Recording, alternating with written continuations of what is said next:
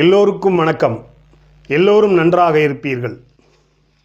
இன்றைய தலைப்பு ஜாதகத்தில் ராகுவின் நிலையும் ராகுவின் தசையும். பொதுவாக இந்த ராகு தசையை கணிக்க தெரிஞ்சிட்டாலே ஜோதிடம் வந்துடுமுங்க. உதாரணத்துக்கு நம்ம ராகுவை இங்கே போட்டுக்கலாமுங்க. இங்கே பாருங்கள், சைடில் எழுதியிருக்கேன்.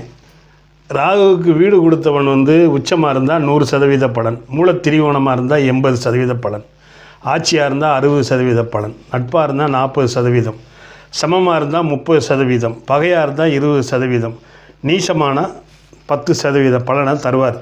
இது பேசிக்காக நீங்கள் தெரிஞ்சுக்கிடணும். அப்போ ராகு அப்படின்னு வந்துட்டாலே முதல்ல வீடு கொடுத்தவனுடைய வலு பார்த்துடணும். அப்போ இங்கே வீடு கொடுத்தவன் உச்சமாயிட்டார். இருந்தாலும் ராகு சிம்ம மனையை கெடுக்கிறார். சிம்ம மனையை ராகு கெடுக்கிறார். அப்போ இவங்க அரசோ அரசியல்லையோ இருக்க முடியாது. ஆனால் இருந்தாலும் வீடு கொடுத்தவன் உச்சமாயிட்டார். அப்போ ராகு திசையில் இவங்க ஒருவேளை அரசியல்வாதி மனைவியாக இருக்கலாம், கலெக்டருடைய மனைவியாக இருக்கலாம், சிஎம்னுடைய மனைவியாக இருக்கலாம். இவ்வளோ தான் இவங்களுடைய ஸ்டாண்டர்ட். அதுக்கப்புறம் லக்னாதிபதி ஒழுக்கு வந்துடணும். வீடு கொடுத்தவங்க மட்டும் உச்சமாயிட்டா நல்ல தசையை கொடுத்துட்டு கண்டிப்பாக இல்லை. லக்னாதிபதியை பார்க்கணும். இப்போ உதாரணத்துக்கு இப்படி போட்டுக்கலாம். தனுசு லக்னம், இங்கே குரு 10ல், இங்கே ஆட்சி ஆகிட்டார். இல்லை லக்னத்திலே மூலத்திரிகோணம் கூட போட்டுக்கோங்க.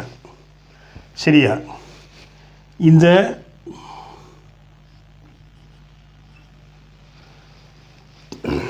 பௌர்ணமிக்கு சந்திரன், பௌர்ணமி சந்திரன் குரு லக்னத்திலே போட்டுக்கோங்க. ஆட்சி மூலத்திரிகோணம். இப்போ லக்னாதிபதி வளர்த்துட்டார். ராகுக்கு வீடு கொடுத்தவன் உச்சமாயிட்டார். இந்த உச்ச சூரியனை பௌர்ணமி சந்திரன் பார்க்குறார். இந்த ராகுவை குரு பார்க்குறார். லக்னாதிபதியே பார்க்குறார். அப்போ இவர் ராகு திசையில்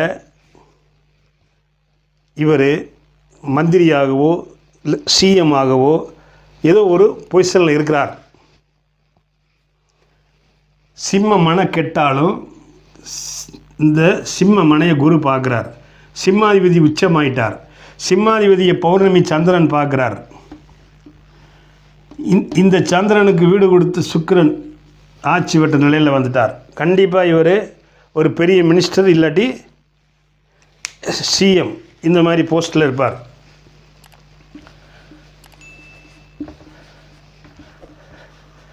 ஏன்னா ஒரு ஒளி பொருந்திய வீட்டில் ஒரு இருள் கிரகம் இருக்கக்கூடாது. சரி, அடுத்து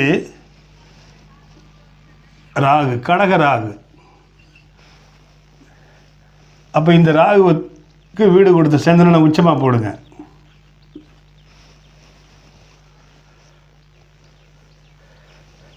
சரி, கும்ப லக்கணமே வச்சுக்கலாம்.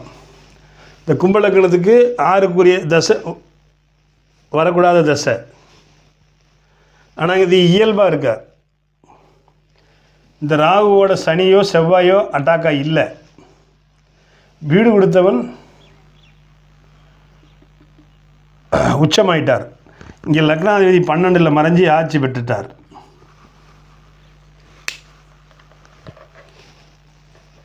கடன் கொடுத்தவன் ஓடி போயிடுவான். பகை, எதிரி, நோய் இருக்காது. இந்த வீடு கொடுத்தவன் உச்சம், லக்னாதிபதி ஆட்சி.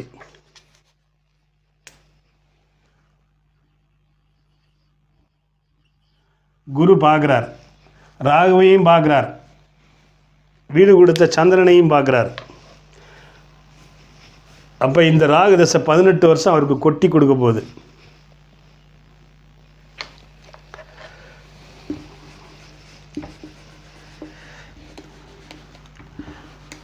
எல்லாத்துக்கும் போட்டு கொடுக்க முடியாது. நீங்களே புரிஞ்சுக்கிடணும். அவ்வளோதான். சரி, ராகு வீடு கொடுத்தவன் உச்சம், மிதுன லக்னம், லக்னாதிபதி லக்னத்திலேயே திக்பலம் ஆட்சி, 12 ராகு.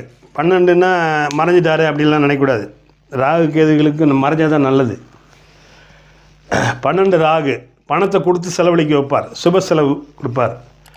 அவர் வள்ளல் தன்மை கொண்டவராக இருப்பார்.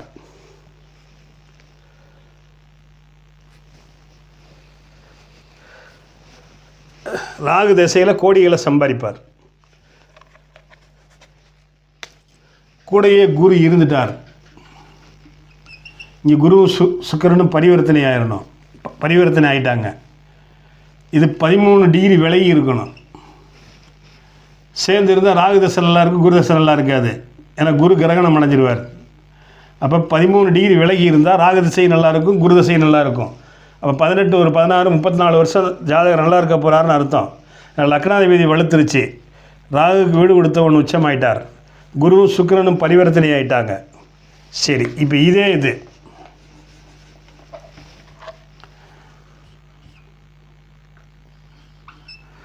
தனுசு லக்னம், ராகு தசை நடக்குது. என்ன ஆகும்?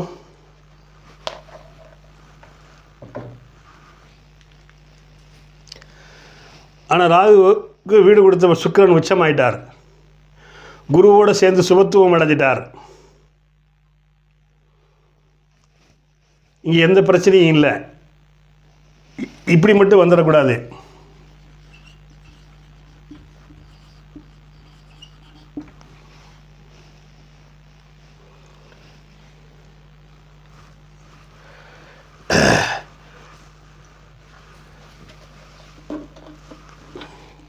இப்படி இருந்தால் ஜாதகர் கடன் வாங்கினாலும் சமாளிக்கிறார். ஏன்னா குரு லக்னாதிபதி 6ல் மறைஞ்சாலும் அவர் பரிவர்த்தனை பெற்று ஆட்சி அடைஞ்சிட்டார். ராகுக்கு வீடு கொடுத்தவன் உச்சமாயிட்டார். அப்போ ராகு திசையில் கடன் வாங்கினாலும் அதை கொடுக்கக்கூடிய நிலைமையில் இருப்பார். இப்போ 3ஆம் பார்வையாக சனி பார்க்குறார், 4ஆம் பார்வையாக செவ்வாய் பார்க்குறார். கடன் வாங்கி அவஸ்தைப்படுறார். கடன் வாங்கி அவஸ்தைப்படுறார்.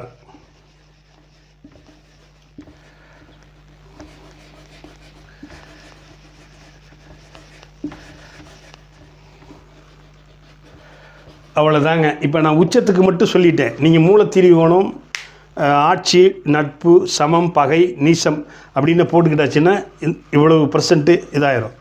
அதே மாதிரி உங்களுக்கு ராசி கட்டத்தில் ஒன்றும் புரியலை அப்படிங்கிற பட்சத்தில் நவாம்ச கட்டத்தில் பாருங்கள். இங்கே இருந்தால் 100, நவாம்ச கட்டத்தில் ராகு இங்கே இருந்தால் 100, இங்கே இருந்தால் 80, இங்கே இருந்தால் 80, இங்கே இருந்தால் 60, இங்கே இருந்தால் 60, இங்கே இருந்தால் 40, இங்கே இருந்தால் சந்திரனுடைய ஒளிக்கு ஏற்ப புரிஞ்சுக்கணும். 0லேருந்து 100% வரைக்கும்.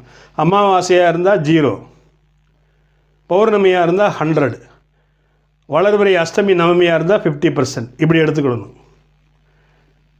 இங்கே இருக்கக்கூடாதுங்க. 25% தாங்க பலன். இங்கே இருந்தால் 30% பலன். ஆனால் இங்கே இருக்கிறத நல்லது செய்வார். மேச ராகு, இது விருச்சிக ராகு, இது கெடுதலை மட்டும்தான் தருவார். அதே மாதிரி மகர ராகு, சர ராகு நல்லது செய்வார். இது மூலத்திரிகோண ராகு, கும்பராகு நல்லது செய்ய மாட்டார். சரியா? அப்போ இது இது இது இந்த 3 வீட்டில் இல்லாமல் இருக்கிறது ராகு நல்லது. ஆனால் இருந்தாலும் விதிவிலக்கு. அந்த ராகுக்கு வீடு கொடுத்தவன் உச்சமாகி லக்னாதிபதி ஆட்சி உச்சம் பெற்ற நிலையில் அந்த ராகுவோ குருவோ பௌர்ணமி சந்திரனோ சுக்கிரனோ தொடர்புகள் பெற்றுவிட்டால் அவங்களுக்கும் நல்லா தான் வரும். ஏன்னா அதான் ராகுவை கணிக்கிறது கஷ்டம். சரிங்களா? இப்போ உங்களுக்கு புரிஞ்சிருக்கும்னு நினைக்கிறேன். இந்த வீடியோ பிடிச்சிருந்தால் லைக் பண்ணுங்கள், ஷேர் பண்ணுங்கள், சப்ஸ்கிரைப் பண்ணுங்கள், பெல் பட்டன் அமுக்குங்க. ஆளுங்கிற ஆப்ஷன் அமுக்குங்க. நான் போடுற ஒவ்வொரு வீடியோ உங்களுக்கு நோட்டிஃபிகேஷனாக வந்து சேரும். நமது நேயர்கள் ஆள் போல் தலைதலைத்து அருகது போல் வேரூன்றி மூங்கில் போல் கிளைகளைத்து முதியாமல் வாழ்ந்திருக்க வாழ்கவென வாழ்த்தி அமைகிறேன். வணக்கம்.